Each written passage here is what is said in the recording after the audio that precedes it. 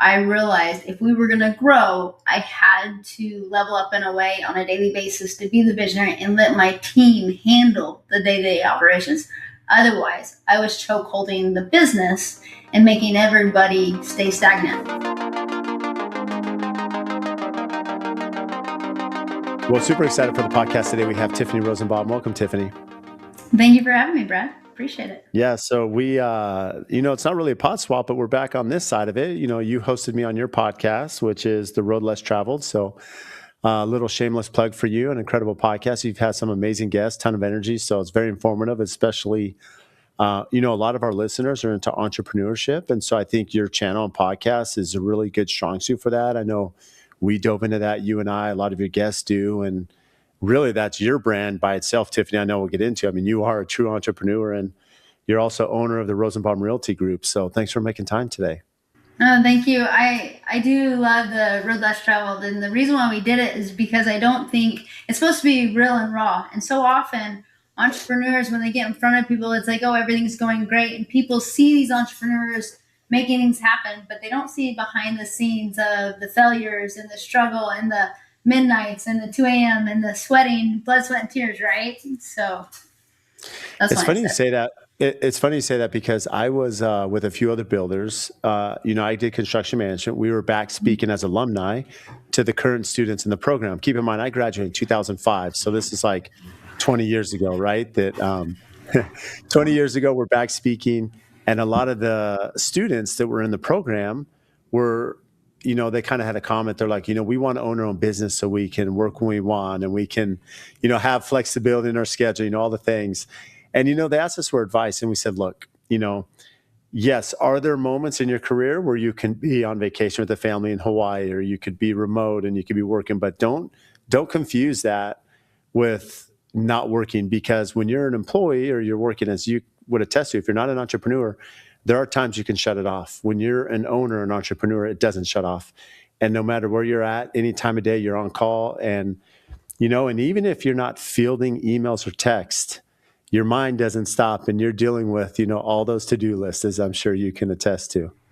I think that's interesting that you brought up. I was away for the weekend with my in-laws, and Daniel runs a business and I run a couple other businesses, and my father was like, saw us on the phone every once in a while because there were some things happening. He's like, do y'all work the weekends? And I'm like, he's like, it's 24/7. I'm like, yeah, when you own a business, something happens and you have people and it's the team's amazing. But at the end of the day, you're the driver, you're the visionary, you have to make things happen if it's going to move the needle forward. It's interesting. Do you feel, I know that your background for you, Tiffany, I mean, you really are, when I think of an entrepreneur, that's you, right? Yeah, I mean, you're rooted, you have that grit, you have that personality, you have that determination. At least that's what I've seen, from outside perspective. I think sometimes we have this internal self-doubt, but you don't broadcast that, at least. Is this something natural for you from a young age? Were you forced into it? Like, what have you learned about entrepreneurship over the years? Oh man, entrepreneurship. I think I was destined to be an entrepreneur because I'm a little hard-headed. But I think we all do our form of entrepreneurship differently. I think my biggest struggle was understanding how to have really hard conversations with team members. I think that was hard. Like when things weren't going right or something needed to be addressed, and making sure the team was number one and building that team. I think that was something that I really struggled with and didn't understand it. Even though my background in psychology, that side of the business was harder for me, and I had to come into that. So that was learning and development. And I say this all the time to my team. There's mornings in the morning that I have to sit out in front of my truck and go, okay, I can do this. This is the next step. We got this, to get my mind right for the day with cold plunges and things like that, so that we can be the driver, so I can be the visionary. I think it's important to always be that forefront. And no, I don't think it always came natural. Not at all. I was born into entrepreneurs, but it was not a natural thing. Well, but you've mentioned a few times, you said, I have to be in a position where I can be the driver and the visionary. When did you understand maybe that principle that, hey, there is an aspect to the grinding side, and then there's an aspect where I have to step away from whatever my business venture is to be that visionary so I can build? Oh, that was hard. I really liked the everyday dealing with the clients and doing this day to day operation, and it was hard for me to hand off. Um, but a couple years ago, I realized if we were going to grow, I had to level up in a way on a daily basis to be the visionary and let my team handle the day to day operations. Otherwise, I was choke holding the business and making everybody stay stagnant. And so a couple years ago, I stepped aside and said, okay, I'm going to actually step into the visionary and the CEO and start moving this bus forward. And so last year we grew 122%. And Wow. this year we're trying to grow another 100%. And when you do that, you got to stay in front of that ball that's rolling. And Hmm. if you don't stay in front of that ball, you can get ran over pretty quickly. And so, but we have a fantastic team that we've built, and it took a long time to do that because I think I made every mistake in that venture as well, to be honest. Well, I think we all have, and when you mentioned you kind of had this realization a few years ago that you have to step back a little bit and really rely on others, which is hard to do because when you take a lot of pride in your work, I think a lot of us inherently are micromanagers just naturally because you you kind of understand what it takes. You want to make sure one is a mirror image of you as they're representing you, and so it's a very delicate thing to hand that off and have that trust. How did you get to a point where you can train, where you knew they could execute, that you were comfortable saying, "Okay, go off and run with this"? Actually, I hired someone to start training. I realized that I couldn't do everything in the business. I couldn't train and be the grow and everything else. So I actually started researching EOS a lot, and I Hmm. Yeah. started implementing different their books, their management style. Uh, finagled it a little bit in our own way, but then realized I needed to hire someone that could train every person that came in, had an onboarding specialist, had different things happen because I was too of a, if you know the disc profile, I'm too of a high D that I move very quickly. And so my training to slow down that slow to make sure it was actually implemented correctly, I needed a high C. So I hired a high C and made sure that they can take that process on. So it was done right instead of just rushing through it. So how did you get in touch? Because EOS is great. I've had a lot of peers go through that. I have a lot currently. I know a lot of them that are there, and they speak so highly of that platform. Actually, I would say that was one of the big changes to our growth because we became numbers became such a big aspect. Now EOS talks about a scorecard and they do weekly. I do numbers on a daily basis, weekly basis, quarterly basis. And the one thing EOS doesn't do is weekly one-on-ones. Management has one-on-ones with their team members, and we do that as well as EOS. So we combined two type of um, management experiences to make sure that our team could handle it. But EOS has been a big player in our growth. It's been huge. And as you mentioned, speak to some of the ventures that you're working on. I know this maybe not. I know you do a lot of public speaking as well. Like you get out there and you've been a keynote. That's part of building that brand, kind of that personal brand and the company brand that you have. But what are some of the ventures that you're pursuing right now? Actually, we're actively acquiring property management companies. We acquired two last year, and I'm actively in negotiations with two more this year. That helps our growth exponentially, along with Hmm. our business development managers. We also have, so our property management company, we also have a stunning stays on a short term, mid term rental company. And we also have a maintenance company that handles all maintenance for property management companies. And those definitely keep me busy enough. And I used to speak all over on multiple aspects. I've really honed in on property management, business, entrepreneur. And so, yeah, it's been fun to do that. That was actually really a scary adventure. My marketing manager actually came to me and said, "This is what you need to do." And I was like, "You want me to be on stage? What?" And that was something that I had to just swallow my pride and say, "Okay, let's do it." And now I love it. It's actually a lot of fun. Yeah, but see, most people say their biggest fear is public speaking.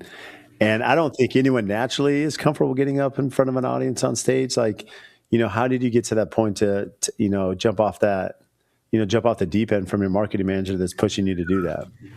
Um, I'm that person that would go behind the scenes and practice a Hmm. lot, because I'm not a natural public speaker at all. And when she came to me and she said, "You really need to do this to get the brand out there." Um, this is when I was also hiring people to be the experts in what we need to become. And so I was like, okay, I'll trust you and let's move forward and try with it. And then I would practice with her, and it's been a really good adventure. It's actually helped with our growth quite a bit. So as you think about the pain points of property management, I'm familiar with it. I don't have a ton of experience because I haven't worked in that, but of course, in my industry, I'm very familiar with it. You mentioned you have a maintenance division, which I can only imagine, the stress and complication with that business. And then you mentioned the rental side, which it makes sense, right? All three of these go hand in hand for a lot of reasons.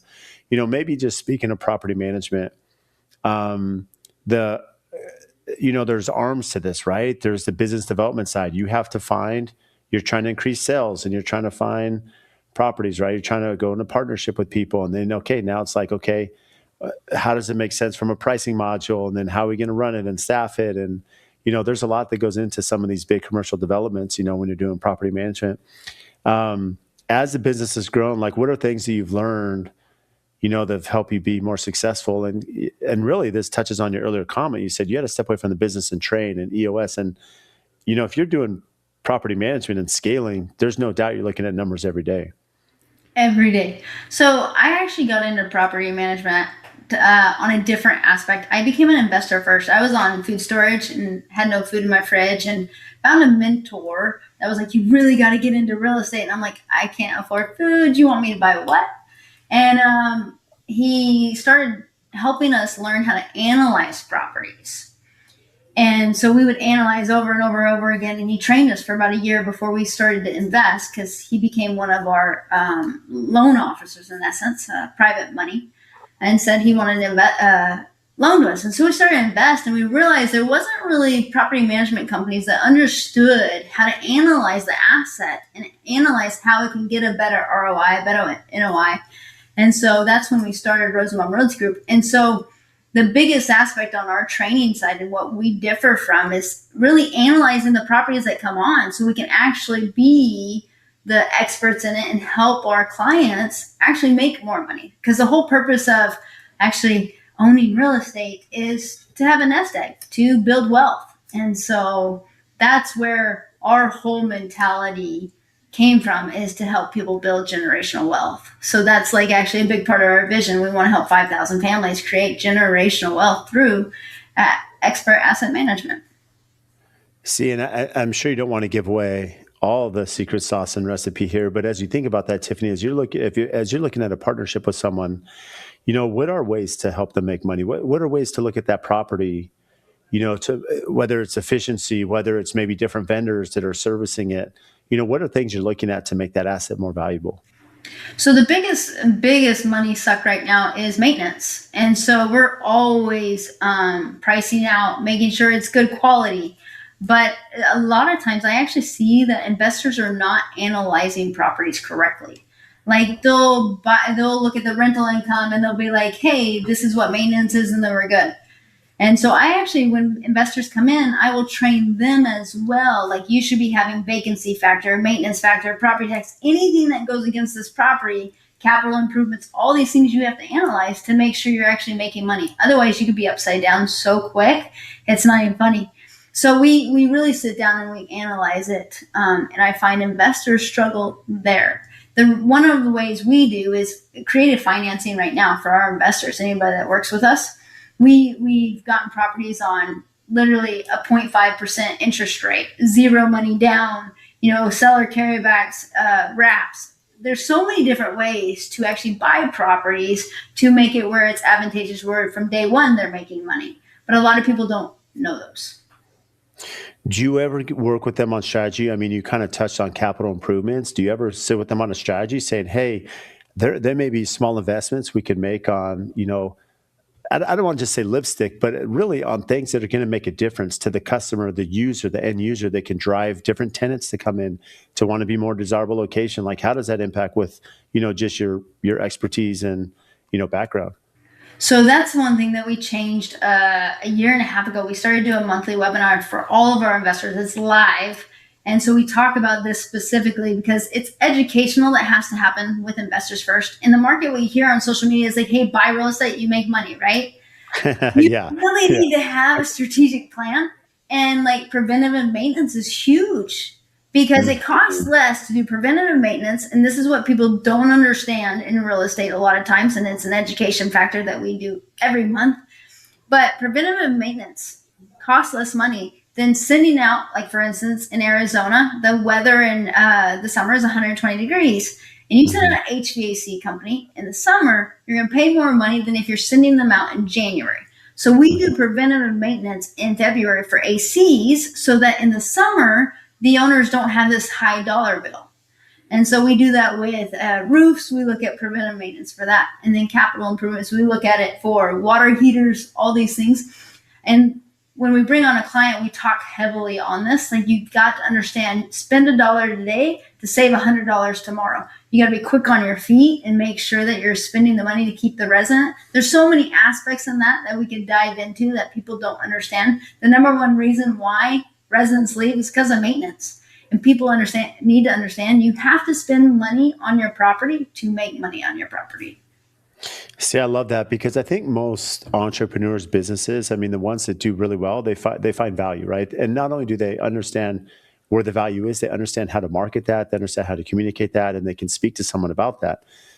Case in point here, I mean, for you, Tiffany, it'd be very easy for someone to buy this commercial property.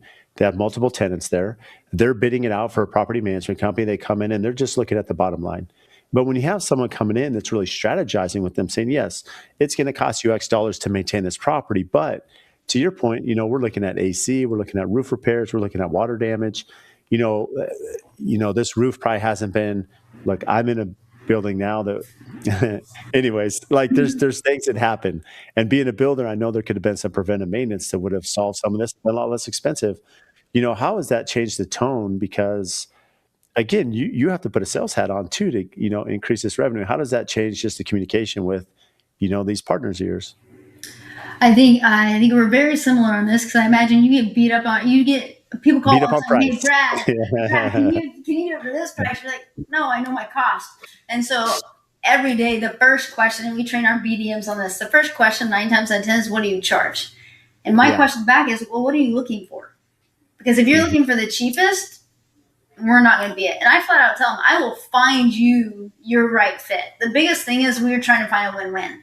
If you're looking for value and a strategic partner, we're it. If you're looking for someone that can charge you the cheapest amount, I can send you to 10 over there.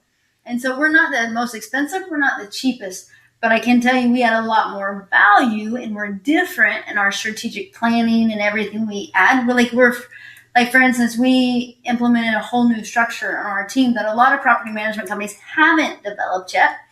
And in the industry, 9 times out of 10, you find a property manager over 200 units. And it's one person. The problem with that is if that person ends up in a hospital bed or something, you have to transition everything. If there's any mistake, it's one person. We actually have a pod structure where there's 4 people to 400 units, so that if someone's sick, if someone's in a hospital, if anything ever happens, you have a team behind you at all times.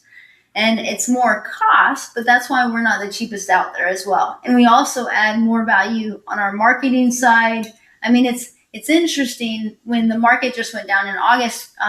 There was about a 15 years. We haven't seen the biggest drop. We've seen the biggest drop in 15 years in the market on rental income and vacancy. And so as a team, we came together and we said, you know what? We're going to spend marketing dollars that we've never spent before. We used to go to owners, and instead we said, we're going to go to apartments.com. We're going to go to Zillow. And we're going to start paying for this out of pocket because we know the value will add to our clients. So we do certain things like that are just different, probably because I'm an investor first. And I Mhm. understand at the end of the day, the bottom line is the number one thing. As you look at, this other arm, you mentioned the maintenance division. Is there a strategy there too to either be more competitive in the market? Because you mentioned there's services you're doing, there's value you're bringing, so there's a cost of that inherently for staff and expertise and knowledge and all these different things. but this is a way to subsidize that, or at least add, a lot of successful entrepreneurs talk about elbow space. How can you create other arms, right? Other channels of revenue. How does that play into, the business model?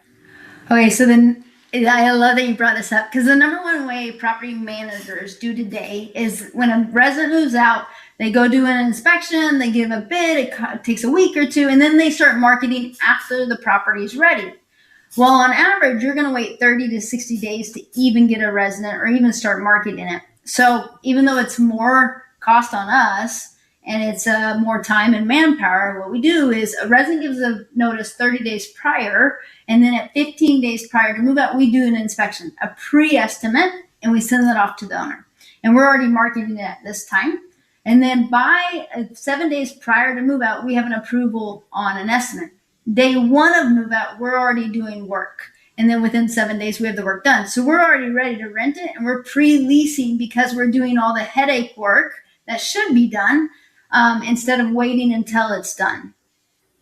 So it's a different process. It's more headaches, but that's a value because we have the maintenance company we can handle.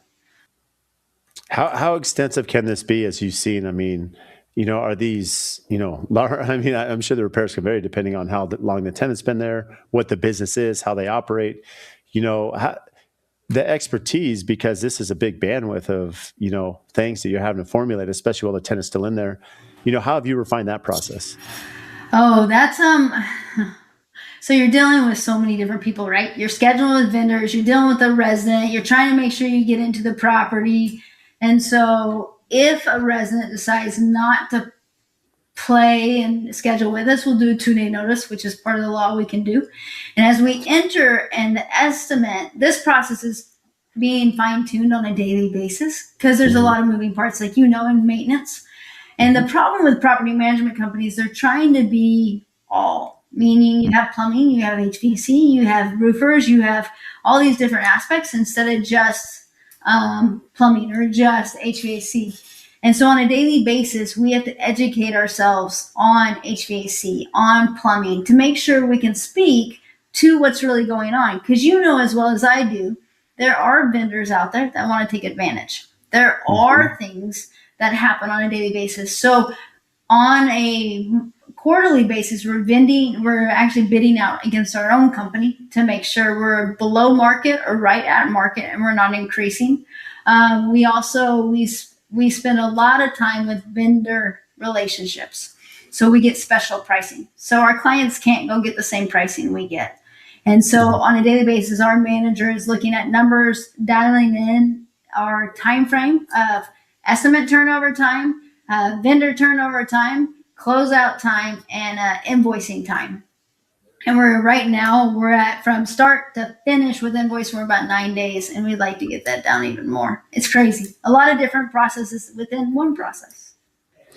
I mean, you're kind of touching on this, from a KPI standpoint. I would imagine with your business model, there's a lot of KPIs that you're running through regularly. I mean, kind of what is the range there of KPIs that you're tracking to make sure that things are being efficient? So on a morning basis, I have multiple KPIs that come to my desk at 7:30. And And so this the is daily. biggest This is daily. daily 7:30, I get my KPIs. And this is huge because in property management or real estate, vacancy is a huge factor. So per Right. city and per team, I have a vacancy metric that comes to my desk at 7:30, and then I also have a delinquency because that tells me are the owners going to be getting the money or not. And then Hmm. I also have showings, and then on my we have tasks. So we have another KPI that comes in of how many closeout tasks, how many emails to owners, because we have a metric of a 4 hour span that our owners have to be responded to and resolved to. And so our emails are able to be tracked to make sure we're resolving owners, and that comes to my desk at 7:30 as well. So there's 13 KPIs that come at 7:30 every morning. There's about 100 KPIs we track every Thursday, Wow. and it's I find we fine tune this because companies can get overwhelmed with KPIs and they're never Mhm. really used. And Yeah. so last year there were a lot of those, and we weeded out those to get what is actually going to tell us if we're winning or losing. And I think that's important within business. Just like, if you're doing construction, if you're not managing them on a daily, weekly, and monthly basis, you could be behind schedule before you ever know it. How, as the business has evolved, and I mean, you're very structured, as we can tell, just listen to you. I mean, anyone that has 100 KPIs every Thursday, that's a unique business, and that's someone that really understands how to run their operation. Um, are a lot of these automated, through software and just understanding, or do you have someone preparing them? Because that's the other side, right? Is making sure you have accurate information, you're tracking that, and then that way you have good information to make decisions on. So I'm really OCD about my numbers, and a lot of people are like, "Why aren't they 100% automated yet?" They're automated to a point. All of our KPIs from all the companies come out from the softwares to spreadsheets. I have an auditor, two auditors out of El Salvador. They go through them, make sure they're actually correct, and then they go into Power BI, and then I can see them. They're not 100% automated because we still have humans Mhm. in place. And I hate to say it, I'm not perfect, so my team's not going to be perfect. And so when data comes into a software, if it's not 100% correct, it's not going to come out 100% correct unless someone's looking at it. We're actually looking at a software right now that can audit it, so that can take off some manpower that we have, not to let anybody go, but so it's more strategic. But right now we do have manpower that audit it before it goes to Power BI. That's incredible. I mean, it's just I'm like fascinated listening to your brain operate, Tiffany. This is pretty amazing. What about the business development side? I mean, that lead generation is something that's really important, right? How have you found? Is this word of mouth? Do you have how are you strategically? Because your end client's much different than someone like me or maybe some of my people that listen. So how are you leveraging different channels you have to find those leads? So this came about a year and a half ago. We decided it was time to grow, and I find marketing's a little bit. I'm not perfect at it. I'm going to name that right now, but it's trying to figure out what works, right? So we have a BDM, which is a business development manager, and they actively receive calls, but also go out and find people. And so we partner with other property management companies, which you would think would be weird, but other property management company actually uses their leads to actually service us as well. So we've Hmm. partnered up with property management companies to go, hey, if you don't want the property, bring it to us. Yeah. And so then we give them a referral fee. We use Google Ads a lot. That's been a good source. So search engine optimization Mhm. as well, SEO. Mhm. Our biggest source is other property management companies. So Mellors, it's one of those trickle effects. But word of mouth has been my biggest source of growth with other consultants, understanding what we do, and they'll bring me huge clients. Like right now, I'm working a client that has about 1,000 units, and we're trying to bring him on. So that's it. But when you're dealing with big clients like that, as you know, it's not a close on day one. You're working that client for a couple months, making sure that they feel comfortable, the trust is built, and it's not always about just the bottom line. It's a lot about trust. Yeah, it's trust. There's a lot to that, to that statement. You mentioned earlier you're speaking that you have acquired, you've doubled revenue. You're looking at doing the same this year. You've acquired other property management companies. You know, how, as you're not scared of risk. I mean, we can see that, there is risk acquiring a company. Um, and there's always transition, right? As you're taking over a company, how are they operating? How efficient are they? Now you have a leadership change possibly. Do you retain the people? Do you clean house? How does that strategy come in? And some of the pain points of just bringing on a new company that's already been operating and trying to integrate with your systems and KPIs. Um, that's I love you amazing. smile because it sounds just so easy, right? It's just easy. Oh, it sounds so easy. Now, so we acquired one up in Prescott Valley, and I would say number one is the team behind the business. Like if you're going to acquire a company, make sure you know the team, if there's a team, how it's working, um, and what they are doing right now. So we acquired a company up in Prescott Valley, and one of the managers was ready to walk before we ever acquired, and they were going to give me 30 days. And I went and I knew I was going to have to spend a lot of time with this team because if you start churning team members right off the bat, you're going to churn clients. It's just how it works. And Hmm. so I went in and I got to meet her, and I could just see on her eyes she was burnt. I'm like, "You're burned out." And she's like, Hmm. "Yeah, I'm done. You're not keeping me." And I said, "Hey, would you mind just sitting with me once a week for an hour? The acquisition is going to happen within 3 months, and just sit with me. And let's do a one-on-one every week. I'd love to learn about you and what you actually want." And so we sat down the first week, and I said, "My whole entire goal is to create a win-win." And she was like, "I don't love property management." I said, "Well, what do you love?" And I said, "Because you're in property management." She was like, "I was hired to be more of a general manager." And I'm like, "Well, I need a general manager. What's your resume look like?" And so we just talked for about 3 months. And she is my general manager today. And Wow. she is so excited about the growth. And she's like just taking things to new levels. But I think the biggest issue is what you said is you got to decide if you're going to cut team members. You got to decide all these different aspects. And during this team, my goal was not to cut, but as we acquired the business, I went to each team member and let them know what was going to happen. Very transparent. I said, because if I don't cut anybody, and I hate to say it like that because that sounds very cold, but if I don't let anybody go, then I actually jeopardize the entire business. And there was some crying, but I think transparency and communication is the most important thing. Now the other acquisition didn't go as clean, and there were some bumps, and our team had to take on the big lift because there wasn't a team behind it. And so different ways to do it, but I would say the number one thing is you got to look at the team behind it and see if they're going to stand with you. Because as you move and you transition, either that team's going to engulf your business or you're going to engulf them.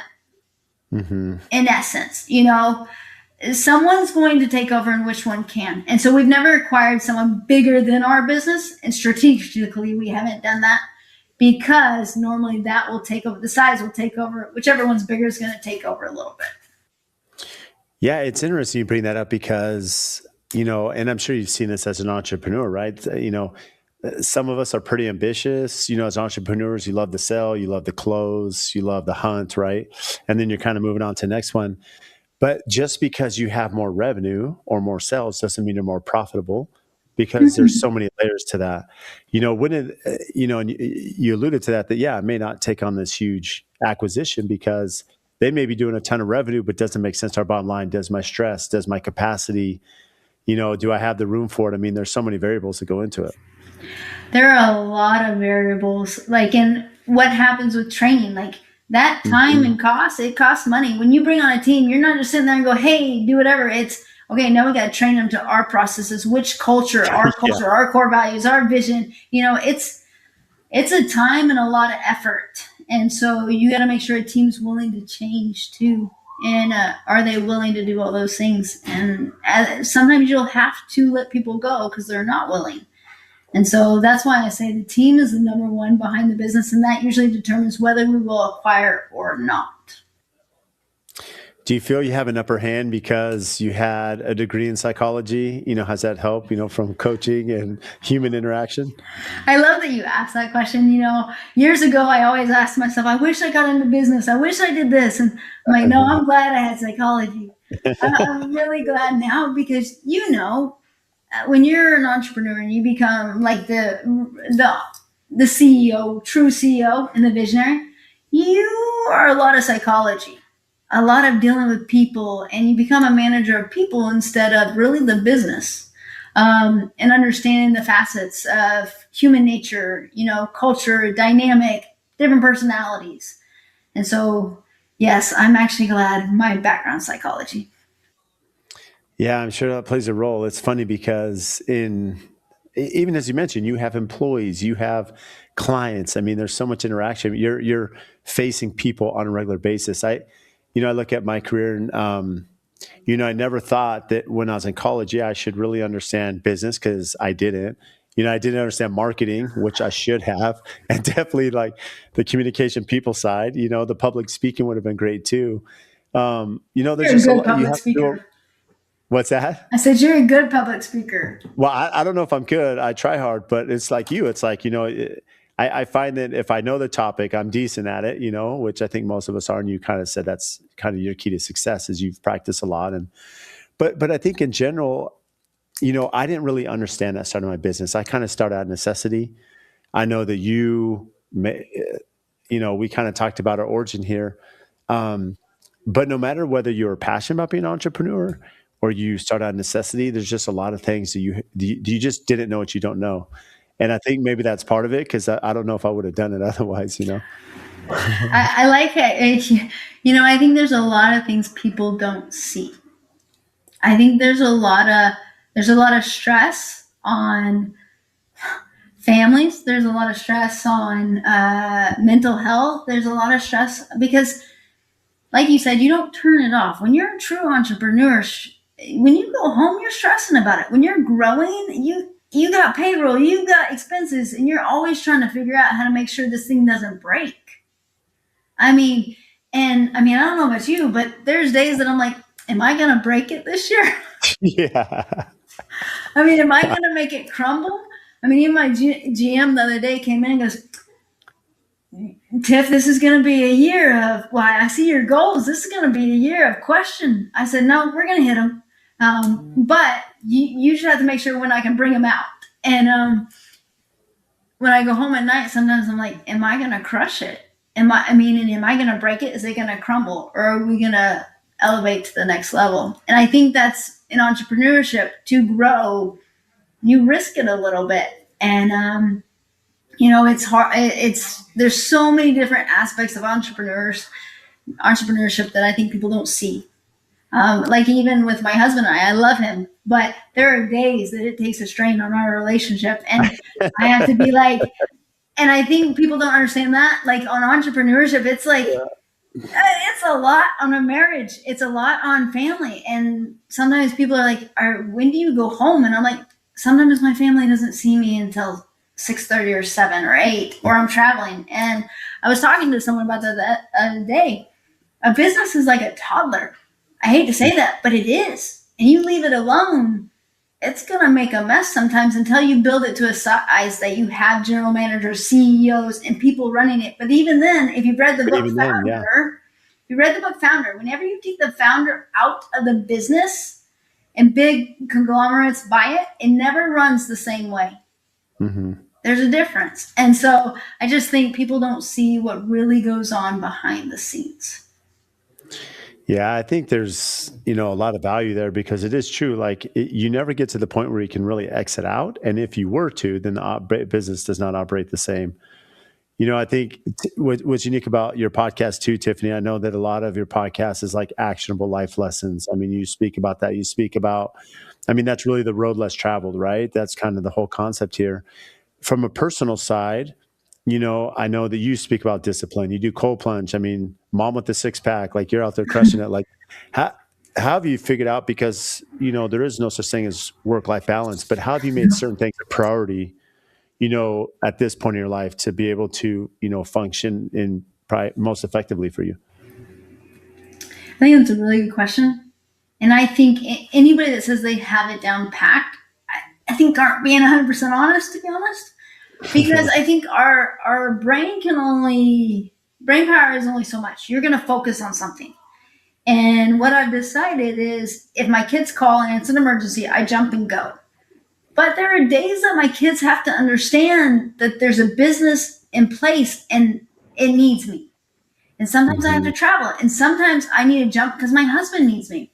But they also know that can't be all the time, otherwise, the business would be affected.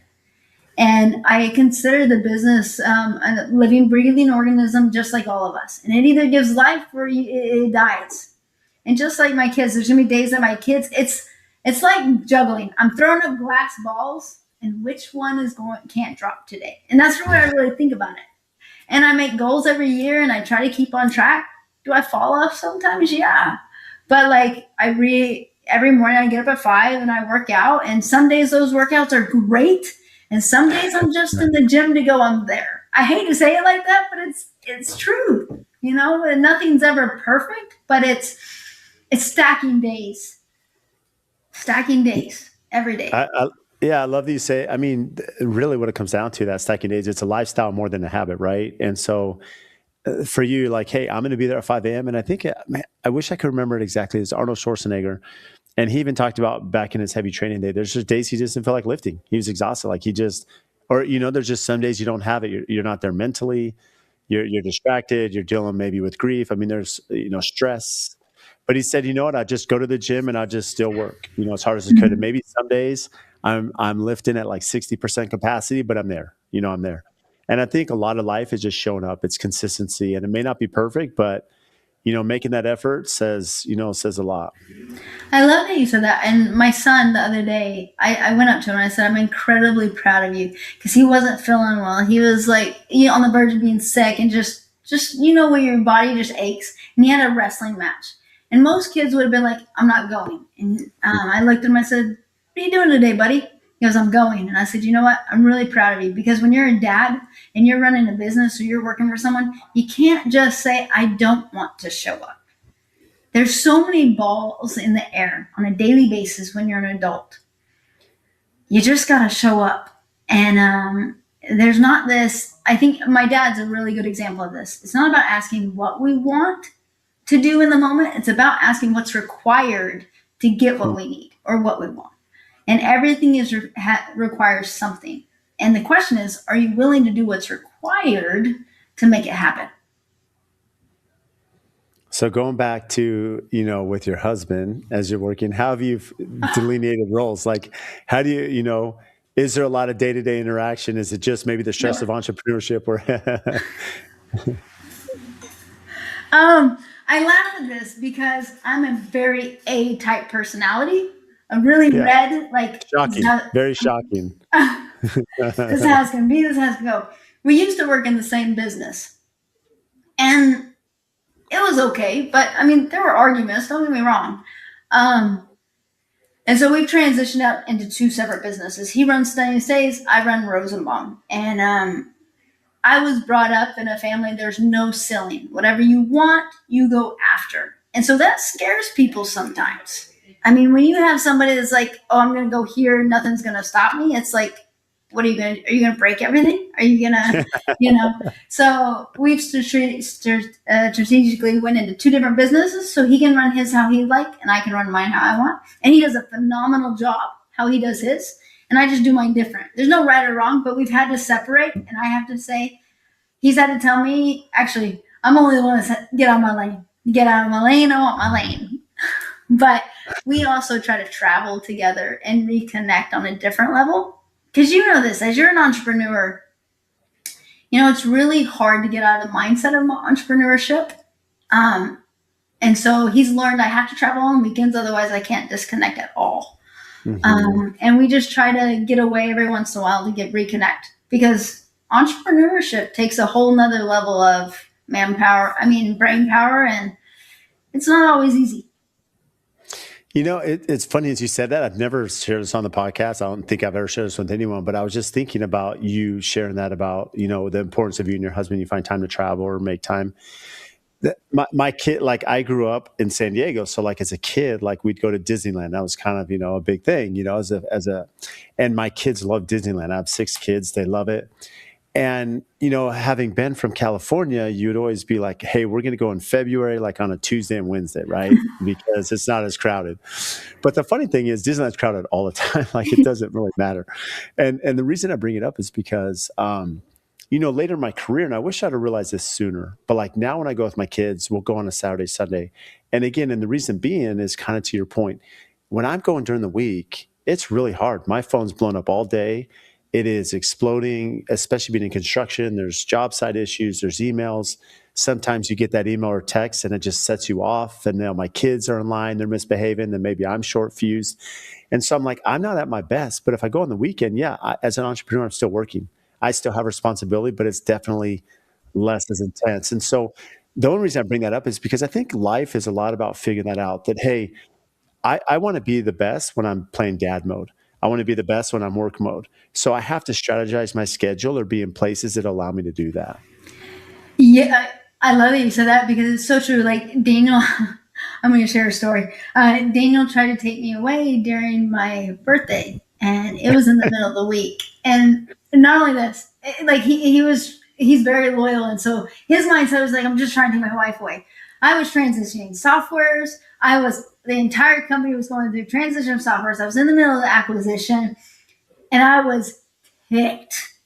I was like, "Are you freaking kidding me? Do you not understand?" And he's like, "But I don't understand. I'm just trying to do this." I'm like, and so we sat down and we had to talk about it because I'm like, you think I'm not grateful, and but you got to understand what I'm seeing is you're not seeing the stress on my shoulders, Hmm. and you don't see the transition of a software. We were transitioning two softwares for 1,000 units, and that's just a lot of work. And the tenants and the owners all had to be replaced, and so it was interesting the different mindsets that people have. And I said, if you take me away on the weekend, I can figure it out and I can try to disconnect. You take me during the week, I'm not going to disconnect. It just doesn't work for me anymore.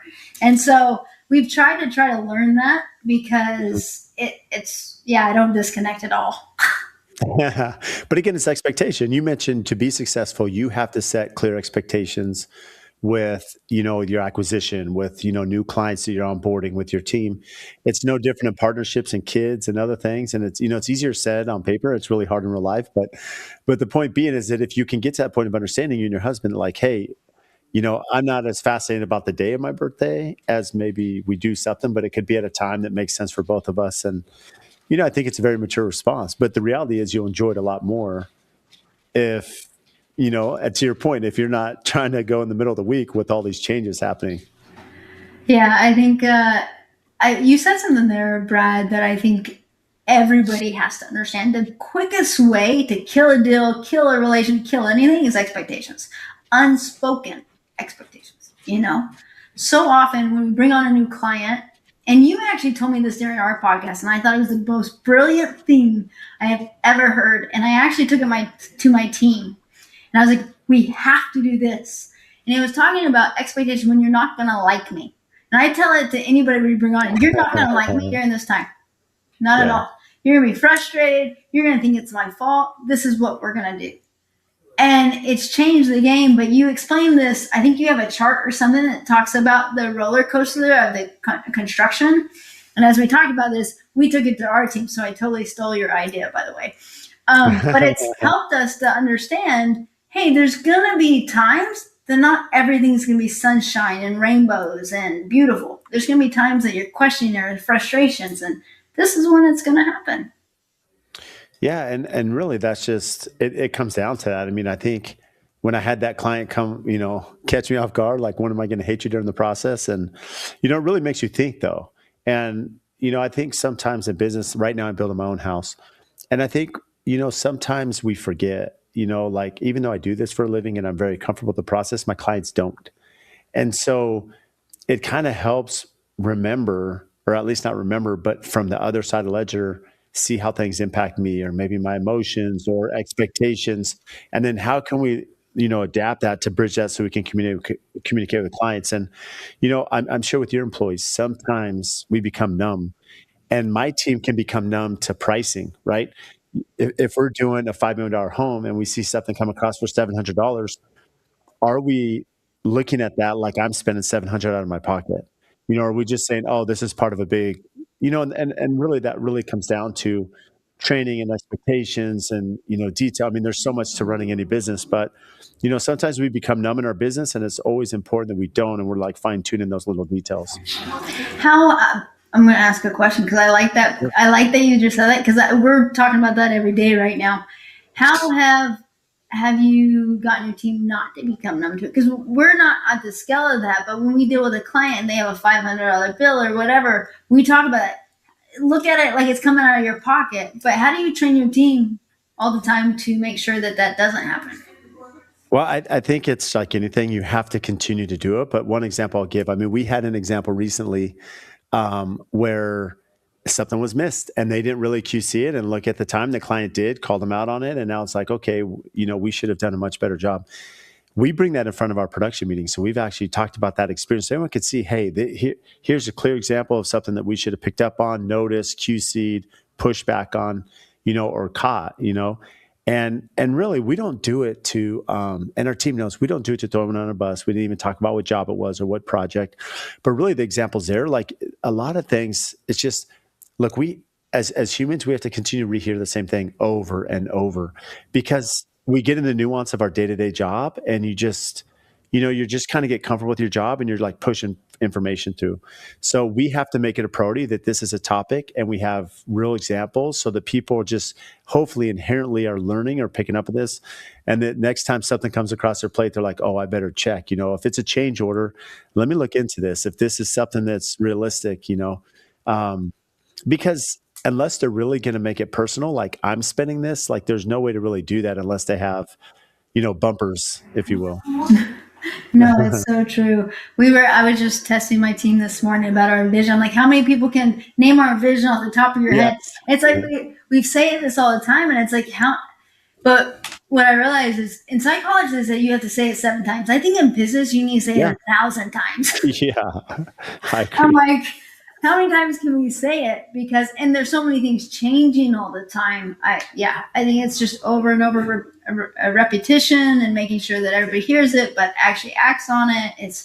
There's so many different moving parts. It's interesting. So what keeps you up at night?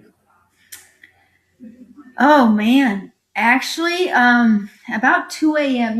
It's interesting. At 2 a.m. is when I get a lot of, hey, where are we going next? What's the vision? What's happening? What? Here's my next deal. It's So I wake up about 2 or 3 a.m. just wide awake, and I'll go down and I'll work for a couple hours before I wow. go work out at 5.